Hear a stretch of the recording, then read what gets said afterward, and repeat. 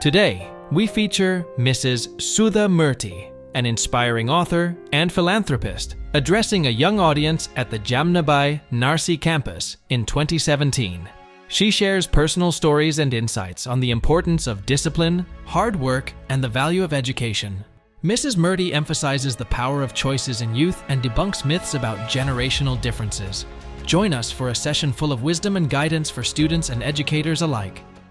Trustees, teachers, and my parents and my dear students, it gives me enormous joy for me to come to school than any other place for various reasons. A, I am a granddaughter of a school teacher. B, I am a daughter of a professor. C, I am the daughter-in-law of a school teacher. D, I myself am a teacher. I used to teach computer science in Christ University, and later I became so irregular than my own students. Then I said I will come on a management than a teacher because of my hectic schedules. Children give me enormous joy because they are innocent. And this is the first time I'm addressing any school in Bombay. I have not addressed any school in Bombay. I have come only for the...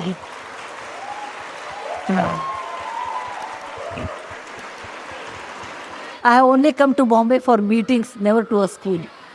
So when there was an urgent meeting came down today evening, I have a 7 o'clock meeting, then I thought, why can't I come a little early? Anyway, I waste half a day in Bangalore traffic reaching airport. I rather leave at 5 in the morning, reach Bombay at 8:30 so that I can have a session with the students, and then I opted for this.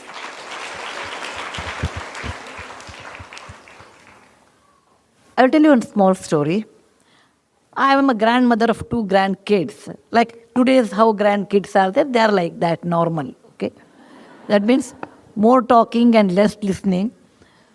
And my granddaughter's name is Krishna, and she told me, they live in London.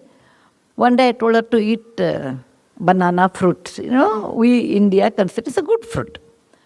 Eat. And then she said, me, Ajji, give me she calls me Ajji, like any Kannada grandmother is called, or Maharashtrian grandmother is called. She said, Ajji, give me a set of reasons why one should eat banana, a 5-year kid. Okay? I said, okay, I will tell you a story, and then you feel like eating, you eat. I said, there was a rishi by the name Durvasa. I'm sure most of you know. Whenever he used to go to anybody's place, they used to get scared of him. Why this fellow has come, let him go as early as possible. I'm sure when you are not a nice person, nobody welcomes you. One day his wife told him, look, people, when you go, people run away. Whereas I stayed with you for such a long time, don't you think I deserve a boon or a special gift? First he was very upset. Then he said, okay, fine, I will give you a special gift. What do you want? She said, I want a fruit which is not grown in Devaloka or up above heaven, which is grown on the earth. Yet it should be used to worship God.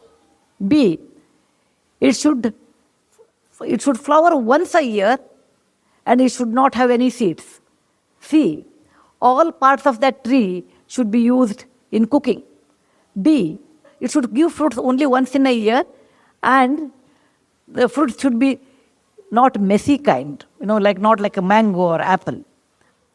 And such fruit, without giving that to God, the puja will be incomplete. He said, okay. He made a tree and gave the fruit to the God, and then he called that, her name was Kadali, so he called that fruit the Kadali Phala. Kadali in Sanskrit became banana in English later. So whatever banana tree you see, that is the intelligence of a woman who told her husband the kind of fruit which is easy to eat, whose leaves are used for eating, whose bark is in the stem is used in cooking, whose flower is used in cooking, which flowers once a year, and there are no seeds. So I told, it's such a great fruit on the earth. If you don't want to eat Krishna, you don't have to eat. But only learned people eat this one.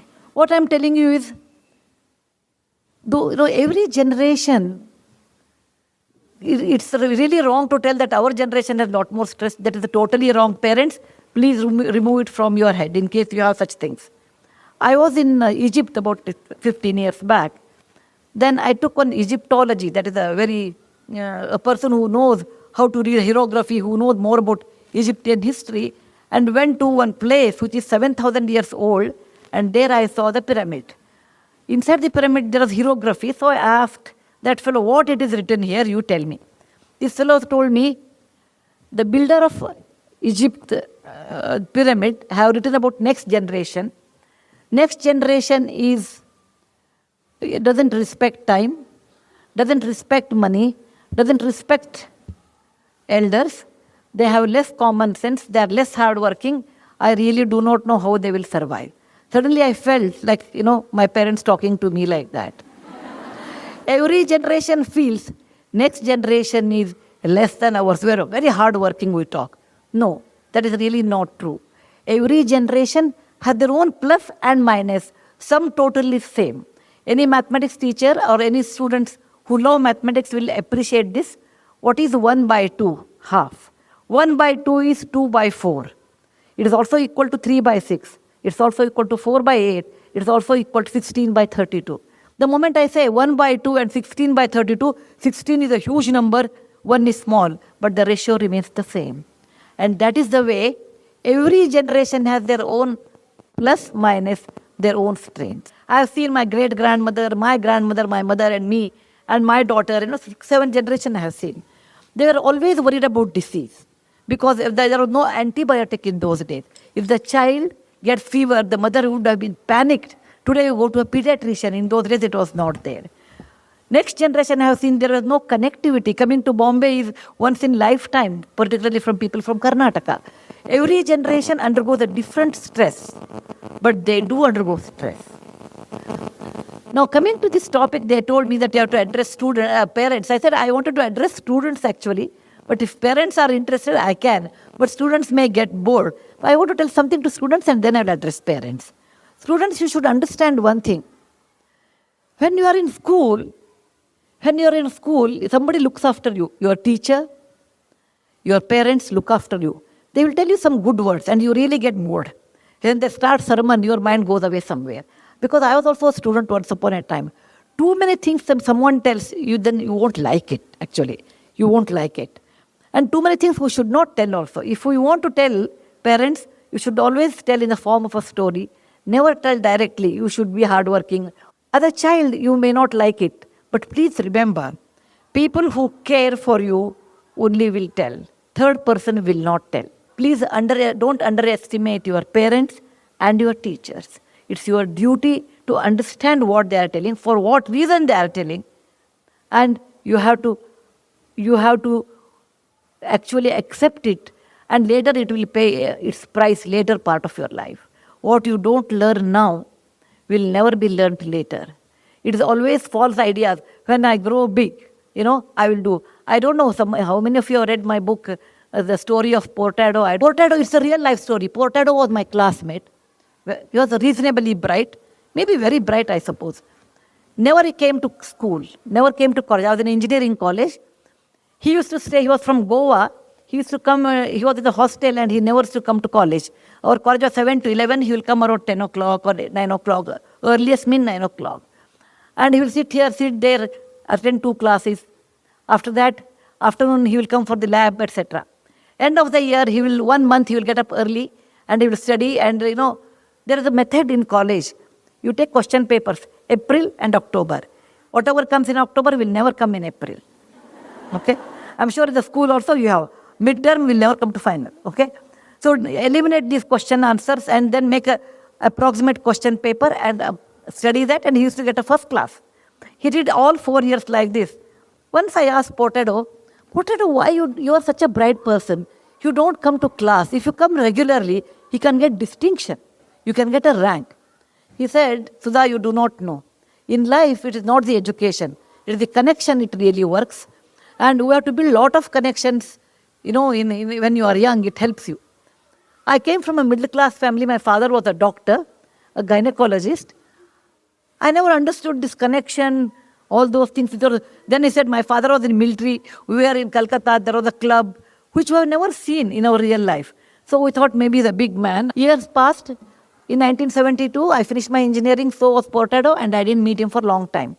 After 35 years, I think 2008 or 9, I had been to Dubai to deliver a lecture. And when the lecture was over, I saw somebody waiting for. And then he said, ma'am, I was waiting for you. I was surprised, a place like Dubai, who will wait for me? Then he said, I am Portado. I could not recognize because in 30, 40 years, people put on weight, your hair will be grey. You know, all those physical changes will happen. So I said, Portado, I would not have recognized. I was very happy. I told him, oh, let us sit down and talk. He said, no, I just wanted to tell you one word to you. So I was waiting. I said, what happened? He said, do you remember in college I used to bunk class? I said, of course I remember you. Portado means bunking class. He said, I used to bunk class and I joined a job. And because in those days, the moment you have BE, you used to get a job in my time. And my bosses came to know that, my subordinates came to know that I don't have knowledge. Getting a first class marks are different than knowledge. Please remember, parents, your children should be in the pursuit of knowledge than the marks. Though it's a competitive examination. I agree. It is a competitive world. It is a competitive world. Competition is 1,000 times or 10,000 times more than what time I had. But with all those things, the knowledge which always helps you than your marks in real life. So he said, I got marks, but I did not have knowledge. Once the subordinates know that you don't have knowledge, they don't respect you. Once the boss knows you don't have knowledge, then he wants a reason to kick you out. I was kicked out from one job, then I took a second job, and I was so much used to getting up 9 in the morning, I'll go late to the office. I was kicked out there also. Over a period of time, I couldn't get job anywhere. And now I have a job as a manager job or a smaller job in Dubai. And I said, what about your family? He said, I have 2 daughters. I left them in Chennai to study. I said, what? He said, yes, I want they should study well. They should not become like me. I just waited for you to tell Sudha one thing. When we were young, I used to make fun of you. He used to tell me, you are like a running race horse, because the horse will see neither left nor right, it runs. So anyway, you always were academic and we used to make fun of you. Today, when we called you nerd, and I thought I was very smart, today I feel you are successful and I wasted my life. I just wanted to tell you, if you don't discipline when you are school or in college, you pay a heavy price in later part of your life. Discipline, like coming up in a proper way, writing properly, talking properly, communicating properly, respecting people properly. This really helps a long way in your life. So I don't want you should be like Portado, regretting in your old age. You should remember that to be successful in life, there is no shortcut. The only method is hard work and straight way. And that you have to do. Thank you very much for giving me an opportunity to address both of you. And in case you have any questions, in my limited knowledge, and my answers are highly subjective. Okay? It is not, from any group theory I have taken. I will try to answer. Thank you once again.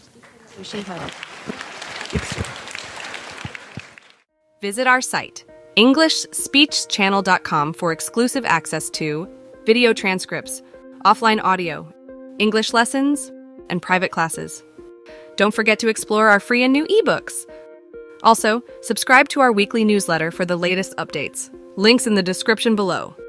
Thanks for your support.